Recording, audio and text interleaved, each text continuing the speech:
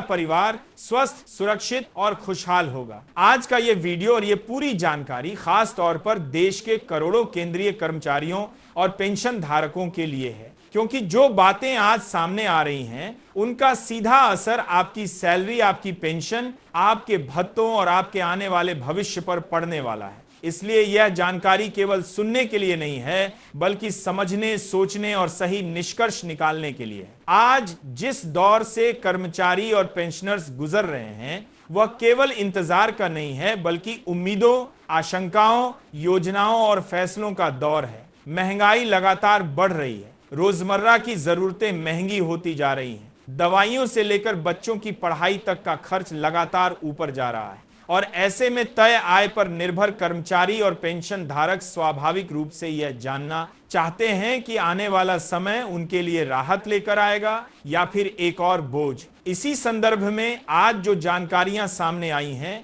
वे बहुत अहम हैं और इन्हें बिना किसी अफवाह, बिना किसी बढ़ा चढ़ाकर बिल्कुल जमीन से जुड़ी सच्चाई के साथ समझना जरूरी है। आने वाले समय की सबसे बड़ी आर्थिक और राजनीतिक घटना बजट 2026 होने जा रही है। संसद का बजट सत्र 28 जनवरी से शुरू होगा और 1 फरवरी को आम बजट पेश किया जाएगा। ये वही दिन होगा जब देश की वित्त मंत्री निर्मला सीतारमण देश के सामने सरकार की आर्थिक तस्वीर रखेंगी और यह बताएंगी कि सरकार की प्राथमिकताएं क्या हैं। बजट सत्र की शुरुआत माननीय राष्ट्रपति द्रौपदी मुर्मू के संसद के दोनों सदनों को संबोधन से होगी, जिसके बाद पूरे देश की नजर इस बात पर टिक जाएगी कि आम आदमी, मिडिल क्लास, कर्मचारी और पेंशनर्स के हिस्से में क्या आता है। हर साल की तरह इस बार भी बजट को लेकर उम्मीदें बहुत ज्यादा हैं, लेकिन सच्चाई यह है कि उम्मीद और हकीकत के बीच अक्सर एक बड़ा फासला होता है। टैक्स में राहत की बातें जरूर हो रही हैं,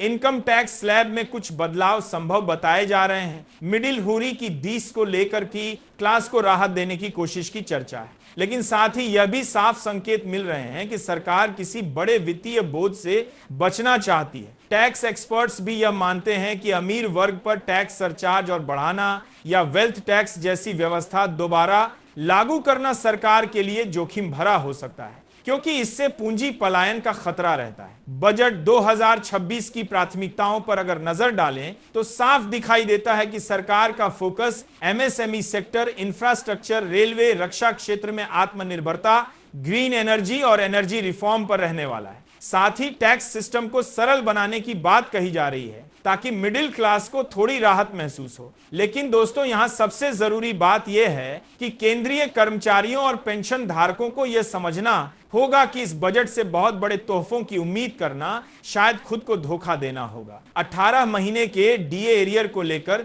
जो उम्मीदें सोशल मीडिया पर फैलाई जा रही हैं वह इस बजट में पूरी होती नजर नहीं आ रही हैं। इसी तरह 8वें वेतन आयोग की कोई औपचारिक घोषणा भी इस बजट में होने की संभावना बेहद कम है। सोशल मीडिया पर जिस तरह की बातें फैल रही हैं कि बजट आते ही सैलरी दोगुनी हो जाएगी, एरियर मिल जाएगा, बड़े बड़े फायदे मिलेंगे, इन सब बातों से दूरी बनाए रखना ही समझदारी है। अब अगर बात करें 8वें वेतन आयोग की तो यहां तस्वीर थोड़ी जटिल है। तकनीकी रूप से 8वां वेतन आयोग 1 जनवरी 2026 से लागू माना जाएगा, लेकिन इसका मतलब यह नहीं है कि उसी दिन से कर्मचारियों को बढ़ी हुई सैलरी और पेंशन मिलनी शुरू हो जाएगी। वेतन आयोग की प्रक्रिया लंबी होती है। आयोग का गठन, उसकी रिपोर्ट, सिफारिशें, फिर सरकार द्वारा उस पर विचार और मंजूरी, इन सब में समय लगता है। आमतौर पर आयोग को अपनी रिपोर्ट देने के लिए करीब 18 महीने का समय दिया जाता है और उसके बाद भी सरकार 3 से 4 महीने लेती है।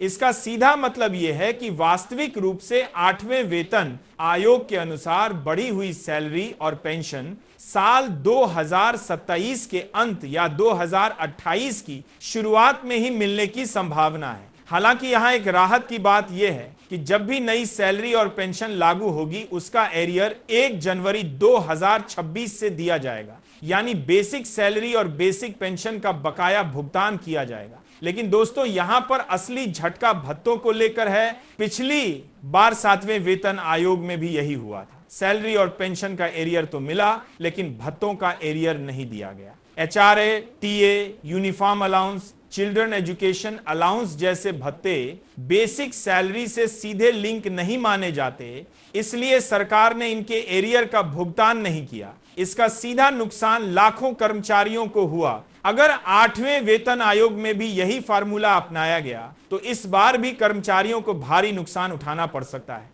इसी खतरे को देखते हुए कर्मचारी संगठनों ने पहले से ही सरकार के सामने अपनी मांग रख दी है। जेसीएम के सचिव शिवगोपाल मिश्रा ने साफ तौर पर कहा है कि इस बार केवल सैलरी और पेंशन का ही नहीं बल्कि बढ़े हुए भत्तों का भी एरियर दिया जाना चाहिए। 7वें वेतन आयोग की तरह कर्मचारियों के साथ भेदभाव नहीं होना चाहिए। अब यह पूरी तरह सरकार के फैसले पर निर्भर करता है कि वह कर्मचारियों की इस जायज मांग को मानती है या नहीं।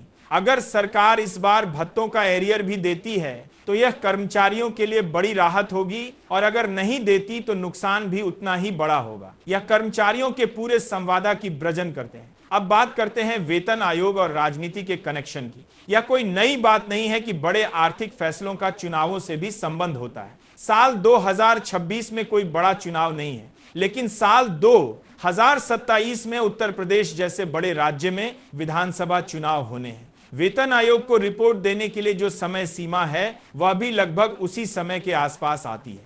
ऐसे में यह संभावना जताई जा रही है कि सरकार 2027 के आसपास कुछ बड़े संकेत या घोषणाएं कर सकती है। वास्तविक फायदा कर्मचारियों को 2027 या 2028 की शुरुआत में मिल सकता है। इसलिए यह समझना जरूरी है कि 8वां वेतन आयोग तुरंत फायदा देने वाली चीज नहीं है, बल्कि यह एक लंबी प्रक्रिया है जिसका असर धीरे धीरे सामने आएगा। सबसे बड़ा मुद्दा आता है फिटमेंट फैक्टर और मिनिमम पे का। यही वह बिंदु है जहां कर्मचारियों को पिछली बार सबसे ज्यादा नुकसान हुआ था। 7वें वेतन आयोग में मांग थी कि मिनिमम पे 2600 किया जाए और फिटमेंट फैक्टर 3.71 रखा जाए, लेकिन सरकार ने मिनिमम पे 1800 और फिटमेंट फैक्टर 2.57 तय किया। इसका मतलब यह हुआ कि कर्मचारियों को फिटमेंट फैक्टर में सीधे सीधे 1.14 का नुकसान हुआ। यही कारण है कि आज भी कई कर्मचारी मानते हैं कि 7वां वेतन आयोग उनकी उम्मीदों पर खरा नहीं उतरा। अब 8वें वेतन आयोग को लेकर नई मांगे सामने आ रही हैं। मिनिमम पे को काफी बढ़ाने और फिटमेंट फैक्टर को 2.86 या उससे अधिक करने की मांग की जा रही है। सवाल यही है कि क्या इस बार सरकार कर्मचारियों की वास्तविक जरूरतों को समझेगी या फिर वही पुरानी कहानी दोहराई जाएगी। फिटमेंट फैक्टर केवल एक संख्या नहीं है, बल्कि इसी पर पूरी सैलरी स्ट्रक्चर टिकी होती है। अगर फिटमेंट फैक्टर कम रखा गया तो नाम मात्र की बढ़ोतरी होगी, और अगर सही रखा गया तो कर्मचारियों और पेंशनर्स को वास्तविक राहत मिलेगी। आने वाले समय में सरकार की ओर से जो संकेत मिलेंगे उससे यह साफ हो जाएगा कि 8वें वेतन आयोग में कर्मचारियों के साथ कैसा व्यवहार किया जाएगा। इसी के साथ कर्मचारी संगठनों ने अन्य कई महत्वपूर्ण मांगे भी रखी हैं। कम्यूटेशन रिकवरी की अवधि को 15 साल से घटाकर 11 या 12 साल करने की मांग की गई है, ताकि पेंशनर्स को जल्दी पूरी पेंशन मिल सके। महंगाई भत्ता और महंगाई राहत के गणना फार्मूले में बदलाव की मांग की गई है, ताकि बाजार की वास्तविक महंगाई के अनुसार समय पर फायदा मिल सके।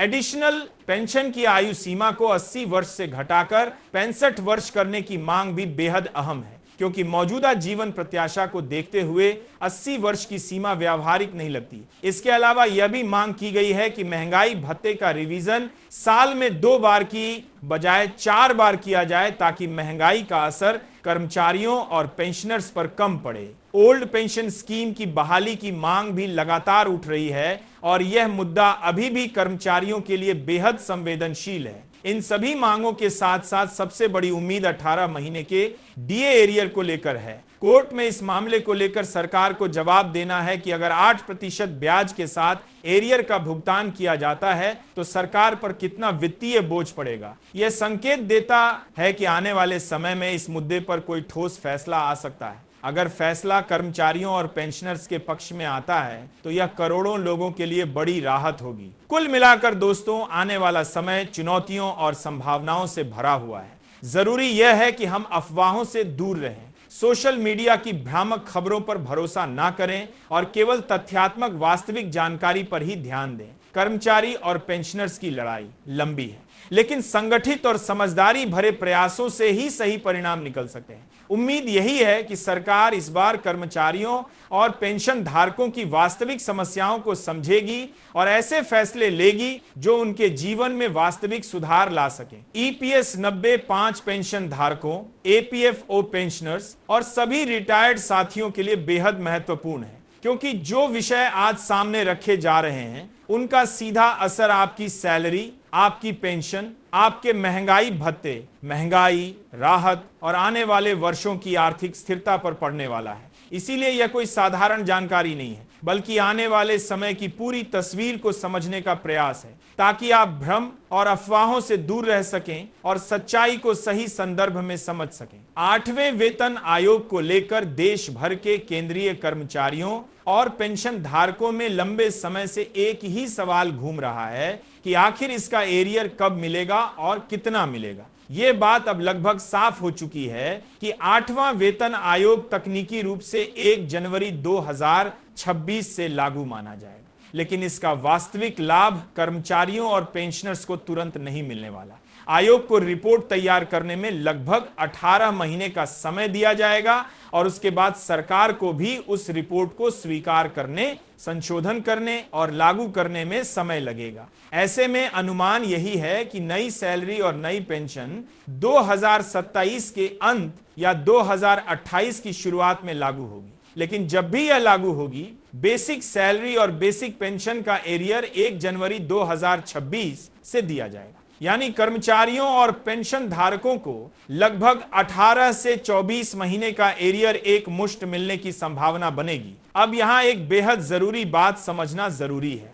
पिछली बार 7वें वेतन आयोग में कर्मचारियों को बेसिक सैलरी और बेसिक पेंशन का एरियर तो मिला था, लेकिन भत्तों का एरियर नहीं दिया गया था। यही सबसे बड़ा नुकसान था। 8वें वेतन आयोग में भी अगर सरकार ने वही नीति अपनाई तो कर्मचारियों को फिर से भारी आर्थिक नुकसान उठाना पड़ेगा। HRA, transport allowance, uniform allowance, children education allowance जैसे भत्तों में बढ़ोतरी तो होगी, लेकिन उनका पिछला बकाया नहीं मिलेगा। इसी कारण कर्मचारी संगठनों ने पहले ही सरकार के सामने यह मांग रख दी है कि इस बार सैलरी पेंशन के साथ साथ भत्तों का एरियर भी दिया जाए, ताकि कर्मचारियों के साथ दोबारा अन्याय न हो। 8वें वेतन आयोग से जुड़ा एक और बड़ा मुद्दा है महंगाई भत्ता यानी डीए और महंगाई राहत यानी डीआर। वर्तमान समय में महंगाई जिस तेजी से बढ़ रही है, उसने कर्मचारियों और पेंशनर्स की कमर तोड़ रखी है। खाने पीने की चीजें, दवाइयां, इलाज, बिजली, पानी, बच्चों की पढ़ाई, सब कुछ महंगा हो चुका है। ऐसे में साल में केवल 2 बार डीए और डीआर में संशोधन कई बार पर्याप्त नहीं लगता। कर्मचारी संगठनों की यह मांग है कि डीए और डीआर की गणना के फार्मूले में बदलाव किया जाए और जरूरत पड़े तो साल में 4 बार संशोधन किया जाए, ताकि बाजार की वास्तविक महंगाई का असर कर्मचारियों और पेंशनर्स पर कम पड़े। महंगाई भत्ते और महंगाई राहत से जुड़ा एरियर भी एक बेहद अहम विषय है। जब भी नया वेतन आयोग लागू होता है तो डीए को 0 से शुरू किया जाता है और फिर धीरे धीरे बढ़ाया जाता है। इस प्रक्रिया में भी कई बार कर्मचारियों को नुकसान उठाना पड़ता है। अगर भरदेश भी 8वें वेतन आयोग में डीए डीआर कैलकुलेशन और उसके एरियर को लेकर स्पष्ट और कर्मचारी हितैषी नीति नहीं बनाई गई, तो इसका सीधा असर लाखों कर्मचारियों और पेंशनर्स पर पड़ेगा। अब अगर बात करें ईपीएस 90-5 पेंशन की, तो यहां स्थिति और भी गंभीर है। ईपीएस 90-5 के तहत आने वाले लाखों पेंशनर्स